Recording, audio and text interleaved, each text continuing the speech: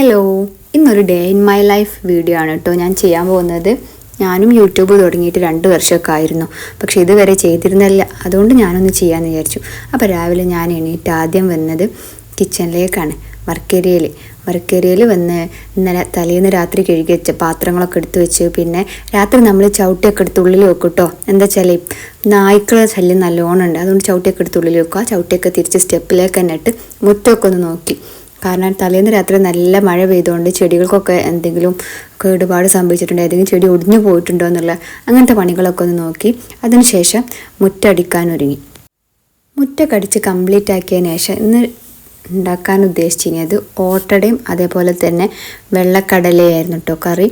അങ്ങനെ ഓട്ടടക്കുള്ള അരിയൊക്കെ കഴുകി അത് മിക്സിയിലിട്ട്, അതേപോലെ തന്നെ കടലയെ നന്നായി കഴുകി കുക്കറിലിട്ട് വെച്ച്, പിന്നെ അടുപ്പൊക്കെ ഒന്ന് കത്തിച്ച് ഓട്ടടൻ്റെ അരി നന്നായിട്ടൊന്ന് അരച്ചെടുത്ത്, അരച്ചതിലേക്ക് പിന്നെ തേങ്ങ ചേർക്കാണ്ടായിരുന്നു. അപ്പോൾ ഞാൻ സാധാരണയായിട്ട് ചെയ്യൽ തേങ്ങ കുറച്ച് അധികം പൊളിച്ച് വെച്ചിട്ട് അതാണ് ചിരണ്ടി വെക്കലാണ്. ഒരു 2-3 തേങ്ങയൊക്കെ പൊളിച്ചിട്ട് അത് ചിരണ്ടിയിട്ട് ഞാൻ ഫ്രിഡ്ജിൽ സൂക്ഷിക്കലാണ് ചെയ്യല്, നമ്മുടെ ഫ്രീസറിൽ. അങ്ങനെ ആകുമ്പോൾ നമുക്ക് ആവശ്യത്തിനെടുത്ത് ഉപയോഗിച്ചാൽ മതിയല്ലോ. ആ സമയത്ത് വന്നാണ്ട് തേങ്ങ ചിരണ്ടിൻ്റെ ആവശ്യമില്ല. അങ്ങനെ ഞാൻ തേങ്ങയും പിന്നെ വെളിച്ചെണ്ണ ഉപ്പൊക്കെ ഇട്ട് മാവ് നല്ലോണം സെറ്റാക്കി. ഈ മാവ് സെറ്റാക്കിയതിന് ശേഷം പിന്നെ കടലക്കറി സെറ്റാക്കാമെന്ന് വിചാരിച്ച് അങ്ങനെ കുക്കറിൽ കടല ഞാൻ ഓൾറെഡി ഇട്ട് വെച്ചിരുന്നു. അതിൽ കുറച്ച് വെള്ളവും പറന്ന് ഉപ്പും ഇട്ട് അത് ഗ്യാസിൽ വെച്ചു. ഓട്ടട ചുടുന്ന വീഡിയോ ഒക്കെ എടുക്കാൻ പറഞ്ഞു. എനിക്ക് പിന്നെയാണ് ഓർമ്മ വന്നത്, അയ്യോ ഞാൻ വീഡിയോ എടുത്തില്ലല്ലോ. അങ്ങനെ ഓട്ടട കുത്തി എടുക്കുന്ന വീഡിയോ ആണ് കേട്ടോ ഉള്ളത്. അതിന് ശേഷം ഞാൻ മിക്സിൻ്റെ ചെറിയ ജാറിലേക്ക് തക്കാളി, ഇഞ്ചി, വെളുത്തുള്ളിയൊക്കെ ഇട്ടാണ്ട് ഒന്ന് അരച്ച് മാറ്റി വെച്ചു. പിന്നെ നമ്മൾ സവാള എടുത്തൊന്ന് അരിഞ്ഞു വെച്ചു. എന്നാലാണല്ലോ നമ്മുടെ കുക്കറിലുള്ള കടല വെന്ത് കഴിഞ്ഞാൽ നമുക്ക് കറി വെക്കാൻ പറ്റുള്ളൂ. ഈ സമയം കൊണ്ട് തന്നെ ഞാൻ ചായക്കുള്ള വെള്ളം വെച്ചിരുന്നു. അതൊന്ന് ചായയൊക്കെ തിളപ്പിച്ച് റെഡിയാക്കി. പിന്നെ ഉപ്പേരിക്കുള്ള കർമൂസ ഉണ്ടായിരുന്നു, ആ കർമൂസൻ്റെ തോലൊക്കെ ഒന്ന് ചെത്തി റെഡിയാക്കി. നമ്മൾ പെട്ടെന്ന് പണി കഴിക്കണമെന്നുണ്ടെങ്കിൽ ഇതിൻ്റെ സമയത്തെല്ലാം, അതായത് നമ്മൾ ഓട്ടട ചുടുന്ന സമയത്ത് വെറുതെ അടുപ്പിൻ്റെ അടുത്ത് നിൽക്കേണ്ട ആവശ്യമില്ലല്ലോ. അപ്പോൾ ആ സമയത്ത് ബാക്കിയുള്ള പണികളൊക്കെ ചെയ്യാമെന്ന് വിചാരിച്ചിട്ടാണ് ഞാൻ ഈ പണികളൊക്കെ അതിൻ്റെ സൈഡിലൂടെ ഇങ്ങനെ ചെയ്ത് വെച്ചിരുന്നത്. അങ്ങനെ ആ ഉപ്പേരിക്കുള്ള പപ്പായൊക്കെ റെഡിയാക്കിയതിന് ശേഷം ഞാൻ അടുപ്പിൽ തന്നെ, ഞാൻ മെയിനായിട്ട് ഗ്യാസ് അല്ല കേട്ടോ ഉപയോഗിക്കൽ. ഗ്യാസ് വളരെ ചില സമയത്ത് മാത്രമേ ഉപയോഗിക്കലുള്ളൂ. അതായത് അടുപ്പിലുണ്ടാക്കുന്ന ഈ ഓട്ടട പറഞ്ഞ സാധനമൊക്കെ എനിക്ക് അടുപ്പത്തുണ്ടാക്കിയാൽ മാത്രം റെഡി ആവുന്ന ഒരു പലഹാരം. അപ്പോൾ ഞാൻ എന്ത് ചെയ്യും, ഈ ഓട്ടോടയൊക്കെ ഉണ്ടാക്കുന്ന സമയത്ത് ഞാൻ കംപ്ലീറ്റ് ആയിട്ട് അടുപ്പാണ് യൂസ് ചെയ്യുക. അതല്ലാതെ നമ്മൾ പത്തിരി, പുട്ട് അങ്ങനത്തെ സാധനങ്ങളാണെങ്കിൽ അന്ന് ഞാൻ അടുപ്പ് യൂസ് ചെയ്യാതെ ഫുൾ കംപ്ലീറ്റ് ഗ്യാസുമേലായിരിക്കും കുക്ക് ചെയ്യുന്നത്. അങ്ങനെ സവാളയൊക്കെ വയന്നതിന് ശേഷം അതിലേക്ക് ഉപ്പും മഞ്ഞൾപ്പൊടിയും അതേപോലെ ഗരം മസാലയും കുറച്ച് മുളകും പൊടിയൊക്കെ ഇട്ട് നന്നായിട്ടൊന്ന് വഴറ്റി. അതിന് ശേഷം ഞാനതിലേക്ക് കുറച്ച് കരിവേപ്പിൻ്റെ ഇലയും പിന്നെ നേരത്തെ നമ്മൾ അരച്ച് വെച്ചിരുന്ന തക്കാളീൻ്റെ പേസ്റ്റ് ഉണ്ടല്ലോ അതൊന്ന് ഇട്ടിട്ട് നല്ല മൂപ്പിച്ചാൻ വെച്ചു. അത് മൂത്തതിന് ശേഷം നമ്മുടെ കടല വെന്തത് കുക്കറിൽ നിന്ന് ആ ചീനച്ചട്ടിയിലേക്ക് മാറ്റിയിട്ട് കറി റെഡിയാക്കി വെച്ചു. അല്ലെങ്കിൽ മക്കൾ എണീറ്റാലേ, ചെറിയ ആൾക്ക് എപ്പോൾ എണീറ്റാലും പെട്ടെന്ന് ചായ വേണം. അതുകൊണ്ട് കറിയും ഓട്ടടയൊക്കെ ഒന്ന് റെഡിയാക്കി വെച്ചു. പിന്നെ ഞാൻ ചോറിനുള്ള വെള്ളം വെച്ചിട്ടാണ് ചായ കുടിക്കാൻ വന്നത്. അങ്ങനെ മക്കൾ എണീറ്റ സമയത്ത് അവർക്കുള്ള ഓട്ടടയും കറിയൊക്കെ കൊടുത്തിട്ട് ഞാൻ ബാക്കി ചോറിൻ്റെ പണികൾക്ക് പോയി.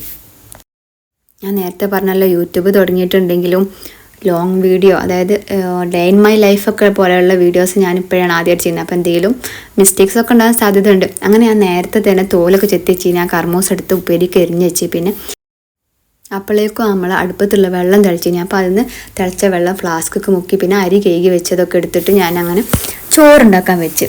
ആ സമയത്ത് തന്നെ ഞാൻ ചിക്കനൊക്കെ നന്നായി കഴുകി വെച്ചു. ഇനി ചിക്കനൊക്കെ കഴുകിയേക്ക് നമുക്ക് എരിവൊന്നും അത്ര അധികം വേണ്ട. അപ്പോൾ ഞാൻ കുറച്ച് മുളകും പൊടിയൊക്കെ ഇട്ടിരുന്നത്, കുട്ടികൾക്ക് നല്ലോണം എരി ഇങ്ങനെ പറയും. ഞാൻ കുറച്ച് മുളകും പൊടി മഞ്ഞൾപ്പൊടിയൊക്കെ ഇട്ട് ചിക്കനൊക്കെ ഒന്ന് മസാല തേച്ച് വെച്ച്. ഇതൊക്കെ നമ്മൾ അടുപ്പത്തെ സാധനം ഒഴിയുമ്പോഴത്തിന് സാധനങ്ങൾ റെഡിയാക്കി വെച്ചാലാണല്ലോ നമുക്ക് പെട്ടെന്ന് കുക്കിങ് കഴിയുള്ളൂ. അതല്ല നമ്മൾ കുക്കിങ് കഴിഞ്ഞിട്ടില്ല, നമ്മളെപ്പോഴും തണുത്തോണ്ട് ഇങ്ങനെ ആറിക്കൊണ്ടിരിക്കുകയാണെങ്കിൽ നമ്മൾ വൈകുന്നേരം വരെ നമ്മളെ പണി തീരൂല. അതുകൊണ്ട് എന്ത് ചെയ്യും, ഞാൻ ഇങ്ങനത്തെ സാധനങ്ങളൊക്കെ ഞാൻ പെട്ടെന്ന് റെഡിയാക്കി വെക്കും കേട്ടോ. പിന്നെ ഉച്ചക്ക് ഇന്ന് കറി ഞാൻ മുരിങ്ങൻ്റെ ഇല ഈരി വെച്ചിനി. അപ്പോൾ അത് തേങ്ങ അരച്ച് കറി വെക്കാനാണ് വിചാരിച്ചത്. മക്കൾക്ക് താളിപ്പ് അത്ര വലിയൊരു ഇഷ്ടമല്ല, അതുകൊണ്ട് അവർക്ക് തേങ്ങ അരച്ച് വെക്കണം എന്നുള്ളതുകൊണ്ട് ഞാൻ തേങ്ങ ഒന്ന് നന്നായിട്ടൊന്ന് അരച്ച് വെച്ചു. എന്നാൽ പിന്നെ അടുപ്പ് ഒഴിയുന്ന സമയത്ത് എടുത്ത് വെച്ചാൽ മതിയല്ലോ എന്ന് വിചാരിച്ചാൽ. ആ സമയത്തേക്ക് എന്തായി, ചോറൊക്കെ തിളച്ച്. അങ്ങനെ ഞാൻ ചോറ് റൈസ് കുക്കറിലേക്ക് മാറ്റി. പിന്നെ മുരിങ്ങ കറി വെക്കാനുള്ള ചട്ടി അടുപ്പത്ത് വെച്ചിട്ട് മുരിങ്ങക്കറി റെഡിയാക്കി.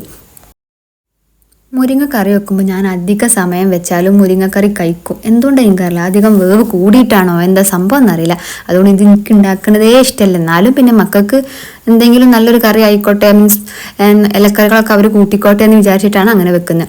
അതിനുശേഷം ഞാൻ പിന്നെ നമ്മുടെ ഉപ്പേരിക്ക് വേണ്ടിയിട്ടുള്ള ചീനച്ചട്ടി അടുപ്പത്ത് വെച്ച് ഉപ്പേരിയൊക്കെ റെഡിയാക്കി അത് മാറ്റി. ഇതിൻ്റെ ഇടയിൽ ഞങ്ങൾക്ക് ചെയ്തിന് കിട്ടും. പിന്നെ ആ ചട്ടിയിൽ തന്നെ ഞാൻ എന്ത് ചെയ്തു, ചിക്കൻ വെച്ചു.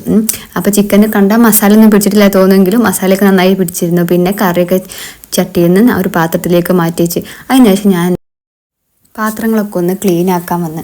അങ്ങനെ പാത്രങ്ങൾ അത്യാവശ്യം ഉണ്ടായിരുന്നു. എനിക്കിങ്ങനെ ഇടയിലൊക്കെ പാത്രം കഴിക്കാൻ ഇഷ്ടമല്ല. അപ്പോൾ എല്ലാ പണിയും കഴിഞ്ഞിട്ട് ഒരുമിച്ച് പാത്രം ക്ലീൻ ആക്കുക എന്നുള്ളതാണ് എൻ്റെ ഒരു പോളിസി. അതല്ലാന്നുണ്ടെങ്കിൽ ഓരോ പ്രാവശ്യം ഇങ്ങനെ പാത്രം കഴുകാൻ വരുമ്പോൾ അവിടെയൊക്കെ സമയം പോകുന്നുള്ളതുകൊണ്ട് ഞാൻ മൊത്തമായിട്ട് ഒരുമിച്ച് തേച്ച് വെച്ചിട്ടാണ് കഴുകലുള്ളത്. പാത്രം കഴുകൽ ഒരു ടാസ്ക് തന്നെയാണല്ലേ.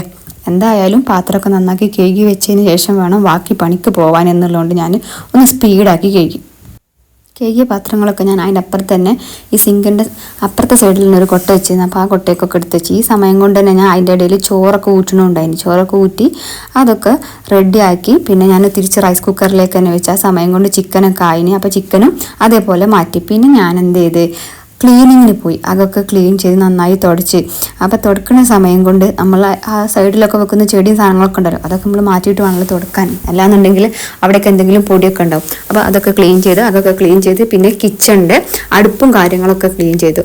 പിന്നെ എനിക്ക് അടിച്ചു വാരുക എന്നുള്ള കാര്യം എനിക്ക് നല്ല മടി കേട്ടോ. അപ്പോൾ ഞാൻ മെയിനായിട്ട് കിച്ചൺ മാത്രമേ അടിച്ചു വാരലുള്ളൂ. അങ്ങനെ കിച്ചണും അടിച്ചു വാരി അവിടെയും ക്ലീൻ ആക്കി. ആ സമയത്താണ് തറവാട്ടിൽ നിന്ന് കുറച്ച് കരിവേപ്പ് ഉണ്ടെന്നിനി. അപ്പോൾ ആ കരിവേപ്പൊക്കെ ഒന്ന് നല്ല രീതിയിൽ ക്ലീൻ ആക്കിയിട്ട് ഒരു ഗ്ലാസിൻ്റെ ബോട്ടിൽ ഗ്ലാസിൻ്റെ ബോട്ടിൽ ഇട്ട് വെച്ചാൽ നമുക്ക് 1-1.5 മാസം വരെ കേടുകൂടാതെ കരിവേപ്പ് യൂസ് ചെയ്യാൻ കഴിയും. സാധാരണ നമ്മൾ ഫ്രിഡ്ജിൽ വെക്കുമ്പോൾ ഒരു 15-20 ദിവസം കഴിഞ്ഞാൽ ഇലയൊക്കെ കറുത്ത് പോകാറുണ്ട്. ഇതാകുമ്പോൾ ഒന്നും സംഭവിക്കില്ല. പിന്നെ ഞാൻ മക്കൾക്ക് ഉച്ചയ്ക്ക് ചോറ് കൊടുക്കാൻ വേണ്ടിയിട്ട് അവർക്ക് ചോറും കറിയും അതേപോലെ തന്നെ ഉപ്പേരിയൊക്കെ ഇട്ടുകൊടുത്തു. ചെറിയ ആൾക്ക് ഉപ്പേരിയൊക്കെ തന്നാൽ നല്ല മടിയാണ്. അപ്പോൾ ഓനെ എന്തെങ്കിലും ചെയ്തിട്ട് കഴിപ്പിക്കുവാണല്ലോ. ആ ഒരു ഇതിൽ തന്നെ ഞാൻ അവർക്കതൊക്കെ ചെയ്ത് കൊടുത്തു. അതിന് ശേഷം നമുക്ക് നല്ല കോമാങ്ങ ഇട്ടീനി. അപ്പോൾ ആ കോമാങ്ങയൊക്കെ ചെത്തി വൃത്തിയാക്കി മക്കൾക്ക് കൊടുത്തു. കോമാങ്ങ ആയതുകൊണ്ട് നല്ല മധുരമൊക്കെ ഉണ്ടായിനി. അപ്പോൾ ഇന്നത്തെ വീഡിയോ ഇത്രയേ ഉള്ളൂ. വീഡിയോ ഇഷ്ടപ്പെട്ടാൽ ഷെയർ ചെയ്യുക, ലൈക്ക് ചെയ്യുക, ചാനലൊന്ന് സബ്സ്ക്രൈബ് ചെയ്യുകയും കൂടി ചെയ്യാം കേട്ടോ.